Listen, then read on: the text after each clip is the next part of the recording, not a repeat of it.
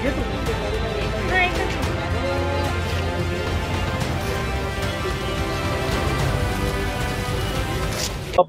शहर आणि ग्रामीण सकल मराठा समाजाच्या माध्यमातून माननीय तहसीलदार साहेबांना निवेदन देण्यात आलं की बीड जिल्ह्यातील मसाज जो गावचे सरपंच होते, एक वेळा नाही 3 वेळा आदर्श पुरस्काराचा सरपंचाचं अवॉर्ड त्यांना मिळालेला आहे आणि त्या माणसाची निर्गुण हत्या या बीड जिल्ह्यातील समाजकंटक म्हणून जो वाल्मिकी जो आहे, ज्याला त्याचं नाव वाल्मिक आहे, दुर्दैव आहे की आईवडिलांनी त्याचं नाव वाल्मिक न ठेवायला पाहिजे, वाल्या ठेवायला पाहिजे होतं। असो, त्या प्रक्रियेमध्ये, खुनाच्या प्रक्रियेमध्ये सगळं काही समोर येत असताना सकल मराठा समाज हा बदलापूरच नव्हे तर अखंड महाराष्ट्रातला आणि या देशातला स्पष्ट सांगतोय की या माणसाला अटक करा, की जेणेकरून पुरावे सगळं टी व्हीवरती दाखवतात। 1.5 लाख लोक का परवा दिवशी बीडमध्ये मोर्चामध्ये तेच निष्पन्न झालं होतं।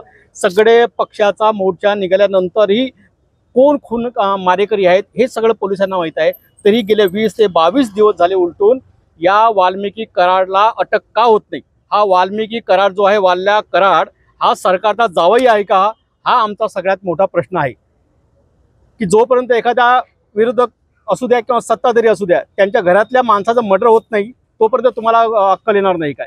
हा कुठला पाकिस्तानला पळून गेला का, बांगलादेश का पळून गेलाय का, तिचा पासपोर्ट नाही आहे, सगळं काय आहे तो पोलिसांना माहीत आहे, इव्हन संपूर्ण प्रक्रियेला माहीत आहे की तो कुठं आहे, अजूनपर्यंत त्याला अटक होत नाही। हा सगळ्यात मोठा गहन प्रश्न आहे। बीड येथील ही जी घटना आहे अतिशय दुर्दैवी अशी घटना आहे। कैलासवासी संतोष देशमुख यांना ज्या पद्धतीने मारलं गेलं, खरं तर 3-3 वेळा लोकनियुक्त पदावर काम करणारे ते सरपंच होते, अतिशय आदर्श असं व्यक्तिमत्व। त्या गावातल्या एका बहुजन समाजाच्या नागरिकांवर झालेला अन्याय दूर करण्यासाठी त्या ठिकाणी ते त्या कंपनीच्या गेटवर गेले आणि त्याच्यानंतर त्या ठिकाणी बाचाबाची होऊन त्यांची निगरून हत्या त्या ठिकाणी करण्यात आली। अतिशय क्रूर पद्धतीने संतोष देशमुख यांना त्या ठिकाणी मारण्यात आलं। पुरोगामी महाराष्ट्राला हे खरं तर शोभत नाही। शाहू फुले आंबेडकरांचा महाराष्ट्र आहे आणि एक महाराष्ट्रामध्ये अशा पद्धतीने जर हत्या होत असतील तर खऱ्या अर्थानं अतिशय दुर्दैवी घटना आहे। महाराष्ट्राचा बिहार होतो का काय अशी परिस्थिती सध्या महाराष्ट्रामध्ये तयार झालेली आहे। आणि खरं तर हा जो वाल्मिक कराड आहे, या वाल्मिक कराडला पाठीशी का घातलं जातंय, कारण त्याचा सगळ्यांमधला जो सहभाग आहे हा त्या ठिकाणी सिद्ध झालेला आहे।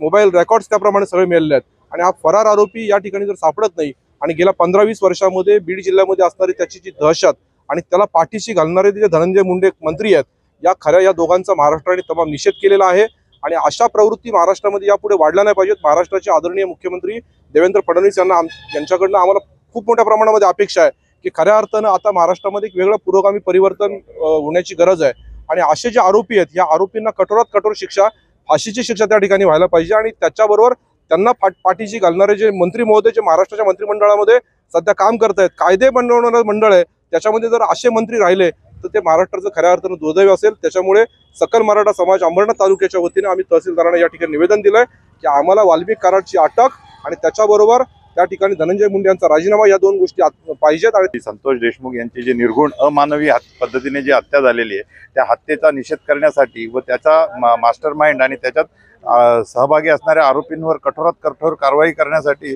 निवेदन आता आम्ही तहसीलदार कार्यालयात दिलं, जेणेकरून ते निवेदन आमच्या तहसीलदारांच्या माध्यमातून शासनाकडे पोहोचवलं जावं। त्याबरोबर जसं आरोपी हा आरोपीच असतो, जसं बदलापूरच्या घटनेमध्ये एन्काउंटर झालेला आहे तशाच पद्धतीचा एन्काउंटर करून त्या मारेकऱ्याची एक प्रकारे जी समाजाच्या वतीने जी कळकळ आहे किंवा समाजाला ज्याच्याबद्दल चीड निर्माण झालेली आहे तो कुठेतरी तसाच न्याय त्या दुर्दैवी कुटुंबाला पण मिळावा अशी आमची अपेक्षा आणि मागणी व्यक्त